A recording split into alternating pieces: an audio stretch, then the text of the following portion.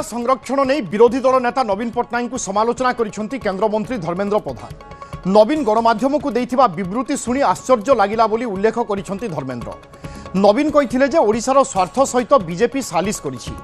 ओडिशार जनता यह देखि आश्चर्य होइछंती जे राज्यर बीजेपी सांसद माने एही अन्याय विरोध में स्वर उत्तोलन करूनाहांती। हेले धर्मेंद्र कहिछंती नवीन जो कथा कहिछंती सेही कथा भित्तिहीन एवं हास्यास्पद भली मने हेउछि। प्रधानमंत्री नेतृत्वाधीन सरकार नारी शक्ति बंधन अधिनियम माध्यम संसद और विधानसभा महिलां 33% संरक्षण सुनिश्चित करिसेंती। गत 16 और 17 तारिख में संसद में 131तम संविधान संशोधन बिल उपरे चर्चा करने समय देशर सबु राज्य समेत ओडिशार प्रतिनिधित्व 50% बढ़िबो बोली गृहमंत्री अमित शाह स्पष्ट करथिले।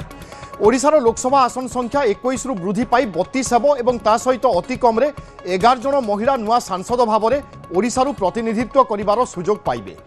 वर्तमान देशर लोकसभा सीट आधार में ओडिशार प्रतिनिधित्व 3.87% थिबा बेले एही आसन बढ़िले 3.91% को वृद्धि पाइबो, जहाद्वारा जातीय स्तर में ओडिशार भूमिका सुदृढ़ हेबो।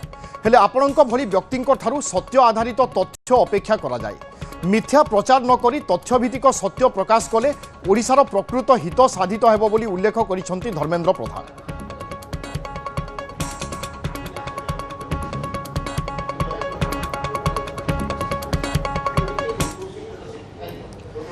एपटे बीजेडीर अभियोग महिला संरक्षण बिल को नहीं भ्रमात्मक तथ्य दि जाउछि। महिलांको नारे एक बड़ षड़यंत्र चली।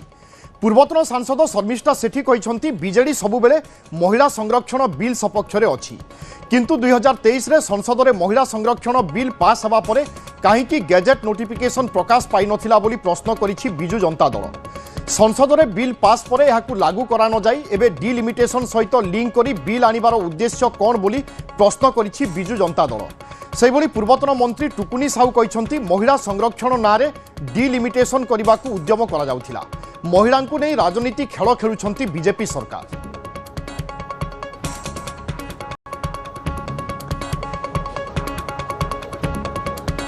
जेतेबेले वुमेन रिजर्वेशन बिल 2023 रे पास हैला सेतेबेले कुहाई जाइथिला जे प्रथमे सेंसस हबो, तापर डिलिमिटेशन हबो, तापर वुमेन रिजर्वेशन बिल आसीबो।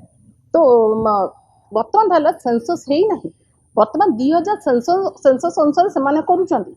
सेतेबेले कास्ट पे सेंसस हेई नथिला, तेणु निश्चय आमर किछि कैटेगरी कास्ट सेतरे बाद पड़ी जिबे। जदि सेमिति ही हेई जाय डिलिमिटेशन सही टाइप रे हेई जाय 2011 को धरिकी करा जाय ताहले आमर किछि कास्ट सेतरे बाद पड़ी जिबे। तेणु वर्तमान पई एवं ता छडा प्रोपोर्शनल सीट्स मध्य आमर अफेक्टेड हबो, एडवर्सली अफेक्टेड हबो। जेतेबेले आमे बिल पास करथिलु आ ओडिसा रो मध्य नवीन बाबू विजु जनता दलर वरिष्ठ नेतृवृंद मानक से भारत वर्षर बहुटे दल पाख पठाइथिले जे संसद रे कथा उठू जे माँ मानक लगी कोभली भाव में महिला बिल पास हो। 2023 रे तो सर्वसम्मति क्रमे महिला बिल पास होता। आज से महिला बिल कौन पाई ताकू अटकई रखा गला, आज पुणी कह जाउछि जे महिला बिल पास करा गला पई आज जो भली भाव में 16 तारिख दिन बिल काट खाई। ताले विरोधी मानक दायी संगे बिजु जनता दल को मध्य आक्षेप